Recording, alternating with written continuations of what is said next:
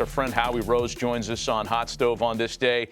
Howie, good morning. Since you are intimately familiar with what Carlos Mendoza is about to undertake, this job, tell us about what you see as being his first orders of business. What are the first challenges that a new Mets manager has to deal with? Well, obviously, some of that has already been mitigated through the discussions that he's had with David Stearns leading up to his being offered the job, and that is what the dynamic is going to be internally.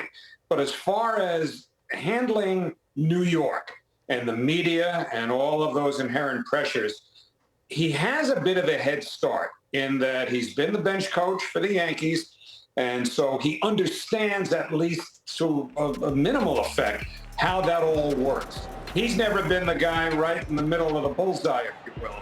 So it's going to be interesting to see how he ultimately handles that, because you're talking about 2 press conferences a day before a large throng of people, one before the game, one after the game, and they will make him aware of every single move he made within the scope of that night's game and how it might have turned out. But again, I think he has a little bit of a jump start on that, having been in the dugout in New York in a high-profile situation, even if it wasn't his profile. Yeah, Howie, the one thing I think clearly the New York media is the biggest challenge for the manager, but also the schedule. He's gone from now the bench coach guy, get everybody ready, walk around, shake hands, hit some fungos, to it's not just 2 press conferences. You are constantly having to talk to media. And it takes away almost, I think now, more so than ever before, your time to prep for the game. So what would your advice be to Carlos?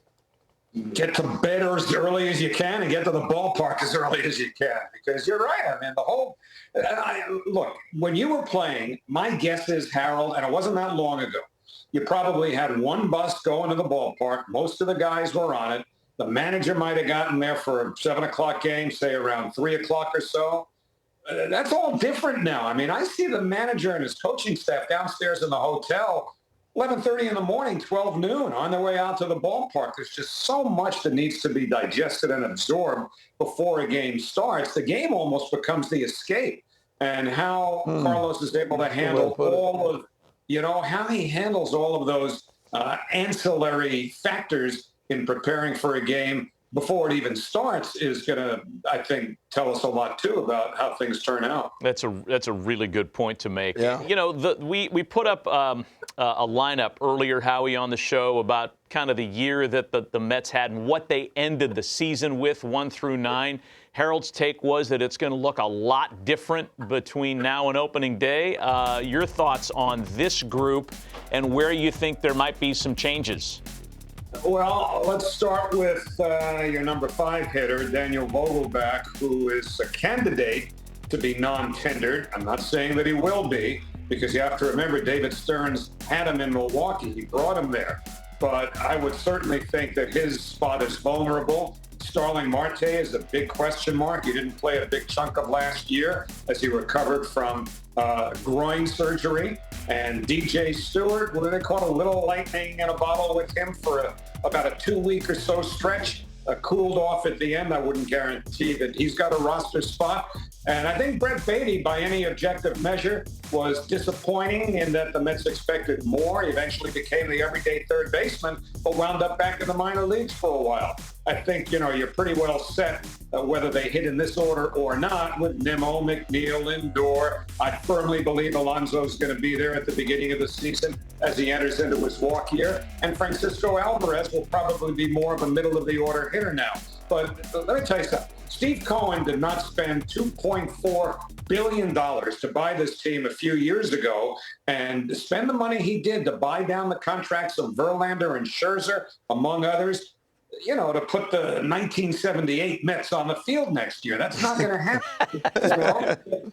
They're going to be aggressive. If it's not a roster that necessarily profiles as a candidate to win 100 games, as they did what will be just 2 years before, so be it. But as we've seen the last couple of years, your National League champion Arizona Diamondbacks won 84 games. And before that, the National League champions of 2022, the Philadelphia Phillies, won 87 games. I have absolutely no doubt that the Mets will have a club that is certainly in line to win at least that many games as you look at them come opening day. But, you know, along those lines, and I'm curious what you think about this, we see teams sometimes spend, misfire, and then kind of rethink their course. Now we're going to draft and develop. We tried the free agency route. This group that owns the Mets right now, because the financial largesse is something that we've never seen before in the industry. Is there any buyer's remorse on the deals for Scherzer and Verlander that didn't quite work out the way they thought, or are they going to spend the same way this winter?